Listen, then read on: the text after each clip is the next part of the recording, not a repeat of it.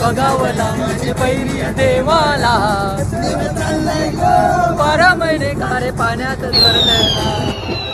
फटाके band rocket सगळंच आपल्याला बघायला भेटतंय.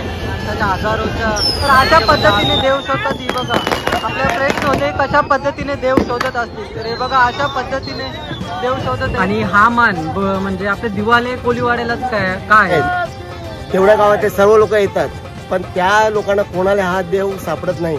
फक्त 2.5 दिवसासाठीच हा दिवाळे गावात येतो. फक्त 2.5 दिवस.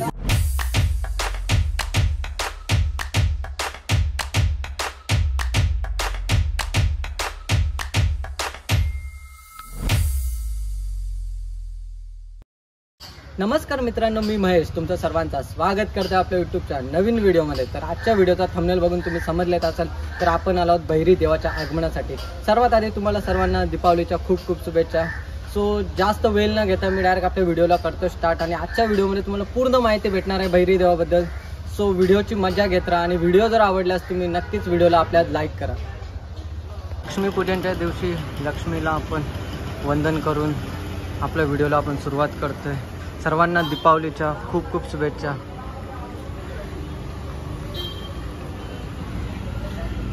तर तुम्ही आपले नागपाची प्रतिमा बघताय. त्याच्या बाजूला नागवीन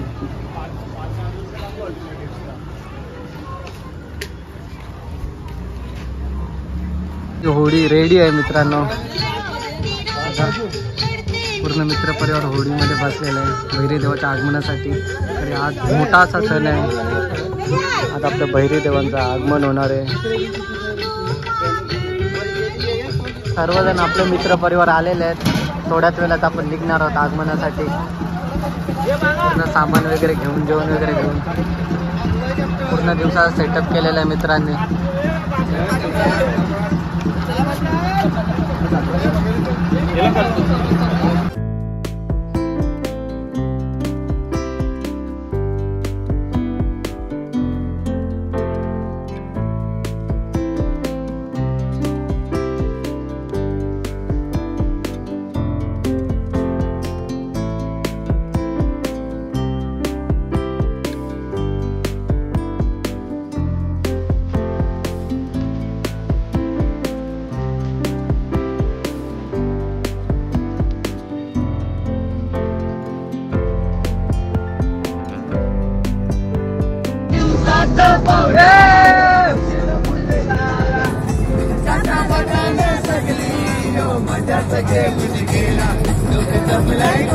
बघावला माझे पैरी देवाला 12 महिने खारे पाण्यात झाला.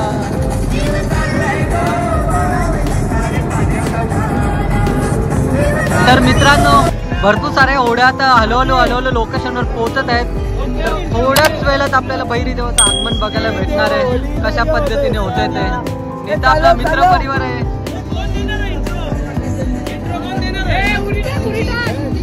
हे दादा आहे. दादा तुमचं नाव काय? मी दिवाळे गावचा परशुराम पाटील. आज समस्त दिवाळे ग्रामस्थ मंडळाचा अध्यक्ष तथा दिवाळे गावचा पाटील.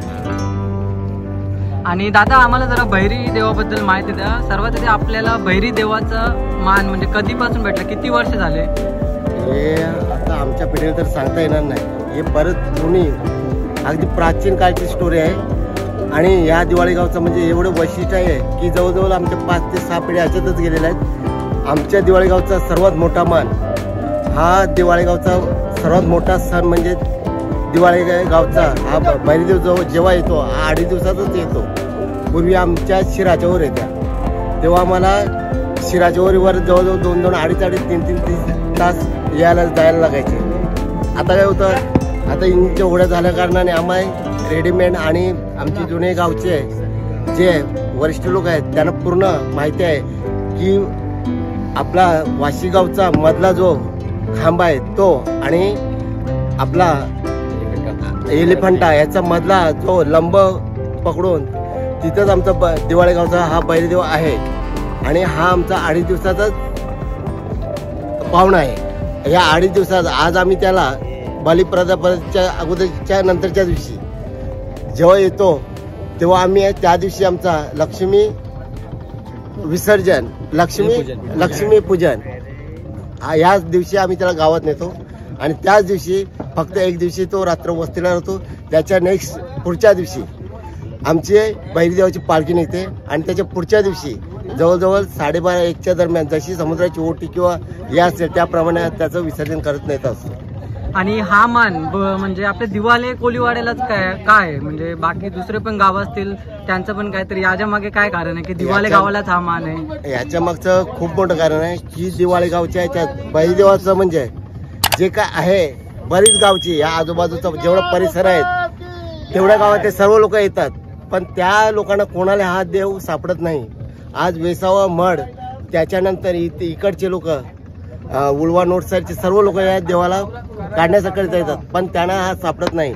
आज तुम्ही जर बघत असाल तर ही मूर्ती जी आहे मिनिमम छोटी छोटी मूर्ती आहे तरी पण वाहून न जाता एका ठिकाणी जी राहते. आज तुम्ही जवळजवळ 1000 किलोचा जरी दगड टाकला या समुद्रात तो वाहून इतर ठिकाणी जातो किंवा त्याच्यावर चिखल हे ते माती सर्व काही सापडून त्याच्यावर तो खाली बसतो. पण या मूर्तीला काहीच म्हणजे आजपर्यंतची जे काय हे झालं ते काहीच म्हणजे झालेलं नाही. आणि उत्साह कसा असतो? समजा वर्षातून 3 दिवसासाठी आपला देव घरी येतोय तर पूर्ण गावाचा उत्साह कसा असतो? उत्साह खूप मौज मजा आहेत. अगदी लहान थोरापासून तर अगदी आपल्या वडलोपार्जित जी म्हातारी लोक आहेत त्यांच्यात पण आनंद गगनात माविनाचा असा उत्सव हा आमच्या गावात दिवाळी गावात साजरा होत असतो. आज बरेचसे म्हणजे फटाकडे आमच्या गावात फटाकडे एवढे फोडतात की जवळजवळ 2 दिवसाचे फटाकडे असतात ते पूर्ण मुंबईमध्ये न फुटणार एवढ्या त्या 2 दिवसात फुटणार असतात. आणि त्याच्यातले जरी इजा झाली तरी त्या कुठल्या माणसाला इजा होत नाही. तो कुठल्या माणसाला जर कारीबान किंवा काय इजा झाली तर 2 दिवसात तो माणूस पूर्ण बरा होतो. हे देवचा एक वैशिष्ट्य आहे. तर दादा आपला देव किती दिवस पाण्यात असतो? आपल्या वर्षाचे 365 दिवस किंवा लिप वर्ष असेल ते 366 दिवस त्याच्यापैकी फक्त 2.5 दिवसासाठीच हा दिवाळी गावात येतो. फक्त 2.5 दिवस.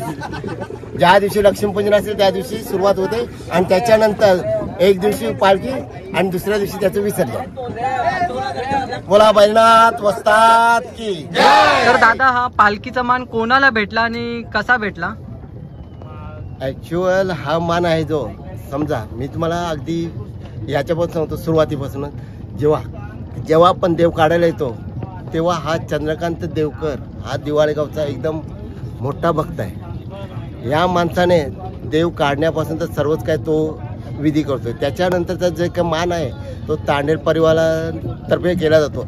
आणि जी आमची पालखी निघते ती पालखीचा मान संपूर्ण पालखीचा मान हा मार्के लहू चंद्र मार्के आणि मोरेश्वर मार्के यांच्या मार्फतच केला जातो. जोपर्यंत त्यांचा मानपण येत नाही तोपर्यंत आमच्या पालखीला सुरुवात होत नाही. बोला बैजनाथ वस्ताद की. तर दादा तुम्ही दिलेली माहिती खरंच खूप मोलाची माहिती होती, त्याच्यासाठी मी मनापासून आभार आहे. तुम्हाला सर्वांना आपल्या दिवाळीच्या खूप खूप शुभेच्छा. बैरीनाथ वस्ताद की जय.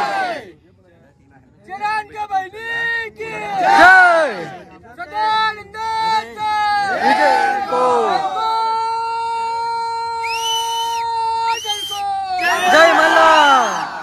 आता आपल्या सोबत मल्टी टॅलेंटेड ज्यांना तुम्ही आईच्या रांगोळ्या वगैरे फ्रेम वगैरे बनवताना बघितलं असेल, मल्टी टॅलेंटेड पुढ्याच वेळेला तुम्हाला सुंदर असा नजारा बघायला भेटणार आहे. कारण की या बाजूला किती सारे ओढे आहेत, किती सारे ओढे आहेत मित्रांनो. पहिल्याच्या पेक्षा जास्त ओढ्याचा जमा होणार आहे. काय नजारा असणार. तर इथं मित्रांनो उत्साह बघा कसा आहे.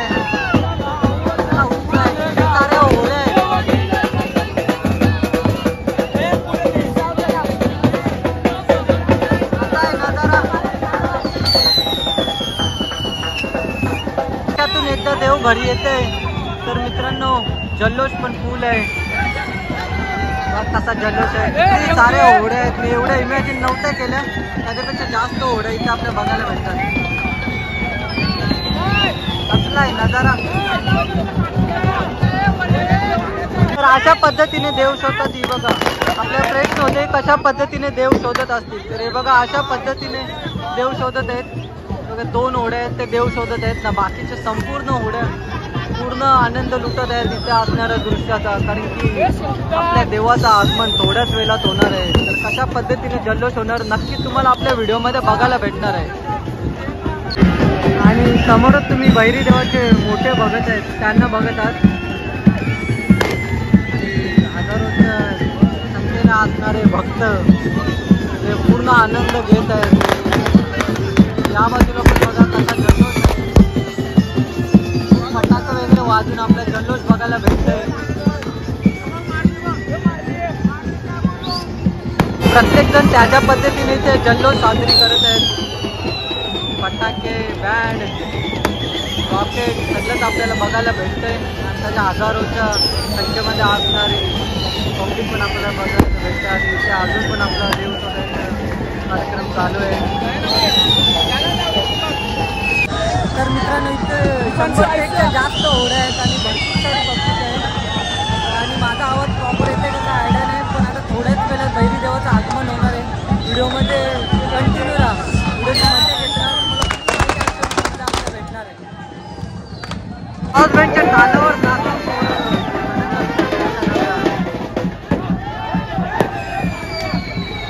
काठीने खाली देव शोधायची अशी पद्धत आहे.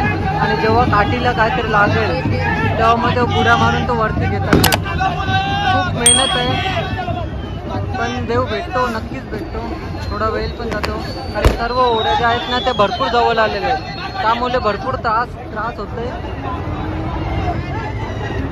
जसा जसा वेळ जात आहे मित्रांनो तसा जसा पब्लिकचा उत्साह पण वाढत आहे. पण पब्लिक जास्त जवळ आल्यामुळे देव शोधायला थोडा वेळ लागतो. पब्लिक साईडला करावं लागतं. भरपूर साऱ्या ओढ्या जवळजवळ येते, तरी पण मेहनत चालू आहे देव शोधायची.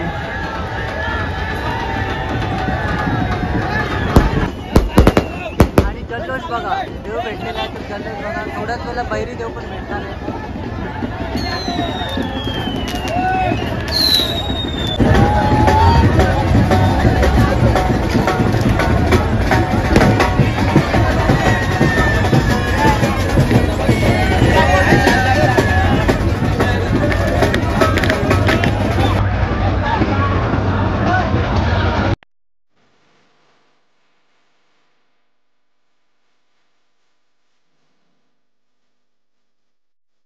तर मित्रांनो, भैरीदेव समुद्रातून बाहेर काढताना मला जास्त काही शूट करता नाही आलं, तरी पण मी तुम्हाला भैरीदेवाबद्दल पूर्ण माहिती द्यायचा एक प्रयत्न केलेला आहे.